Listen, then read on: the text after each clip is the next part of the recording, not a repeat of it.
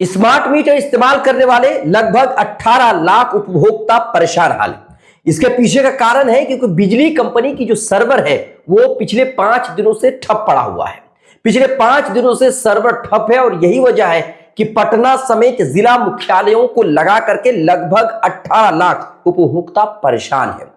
उनको बिजली की खपत की जानकारी नहीं मिल रही है, कितनी बिजली खपत हो रही है इसके बारे में कोई जानकारी नहीं मिल रही है, कितना बैलेंस बचा है इसके बारे में कोई जानकारी नहीं मिल रही है, रिचार्ज नहीं हो पा रहा है। ये सारी परेशानियां हैं। स्मार्ट मीटर इस्तेमाल करने वाले लगभग 18 लाख लोग फिलहाल परेशान हैं। बिजली कंपनी के बड़े अधिकारियों के मुताबिक सोमवार की शाम EESL के सर्वर में तकनीकी गड़बड़ी आई थी और ये तकनीकी गड़बड़ी बाद में बड़ी हो गई और पूरा का पूरा सर्वर जो है ठप हो गया और पिछले 5 दिनों से ठप पड़ा हुआ है। आपको बता दें कि स्मार्ट मीटर की जो है एक तरफ से अच्छाई भी है और दूसरी तरफ से उसके बारे में बुराई भी हो रही है।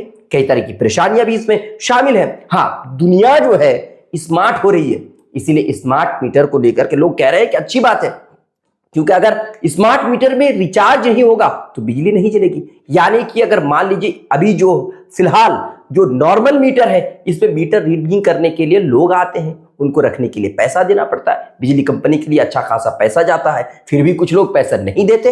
इस तरह की परेशानियां हैं और ऐसे में स्मार्ट मीटर आया और स्मार्ट मीटर में सारी परेशानियां, झंझट खत्म हो गए। लोगों को रखने की जरूरत नहीं पड़ेगी, यानी कि मीटर रीडिंग करने के लिए लोगों को रखने की जरूरत नहीं पड़ेगी, तो कंपनी का भी पैसा बचेगा। दूसरी बात, जब तक उस पर रिचार्ज नहीं होगा तब तक बिजली जो है वो घर पे आएगी नहीं, तो ऐसे में लोगों को मजबूरी में रिचार्ज करना पड़ेगा। लेकिन इसके पीछे नुकसान भी बहुत है। इस मीटर से, स्मार्ट मीटर से लोगों को बड़ी दिक्कत भी आ सकती है, जैसे सर्वर में दिक्कत आ गई है। पिछले 5 दिनों से लोग परेशान हाल, लोगों को जानकारी नहीं मिल रही है और मान लीजिए पिछले 5 दिनों से सर्वर ठप पड़ा हुआ है, रिचार्ज नहीं हो पा रहा है। हालांकि बिजली कंपनी ने तो कहा है कि किसी की भी बिजली नहीं काटी जाएगी क्योंकि सर्वर प्रॉब्लम है, लेकिन हो सकता है कभी ऐसा भी हो कि रिचार्ज करने के बाद कई दिनों तक जो है रिचार्ज होता ही नहीं है, घंटों लग जाते हैं, जिसकी वजह से लोगों के घरों में बिजली आती नहीं है। रिचार्ज हो चुका है लेकिन एक्टिव नहीं होने के कारण जो है बिजली घर पे नहीं आती है।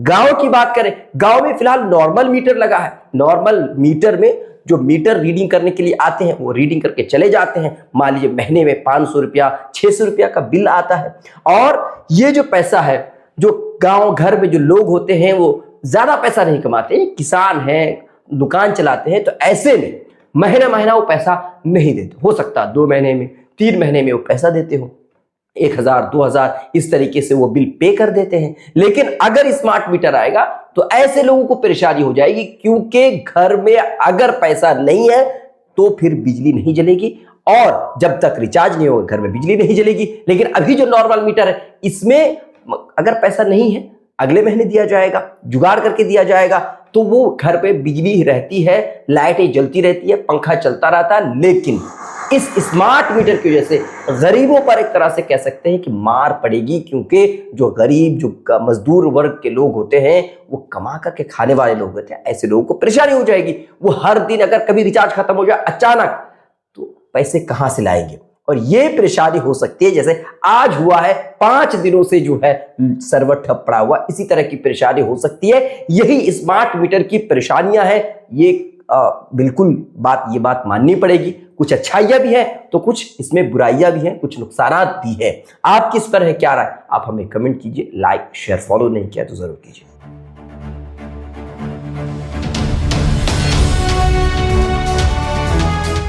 ट्रू रिपोर्ट्स, सच आप तक।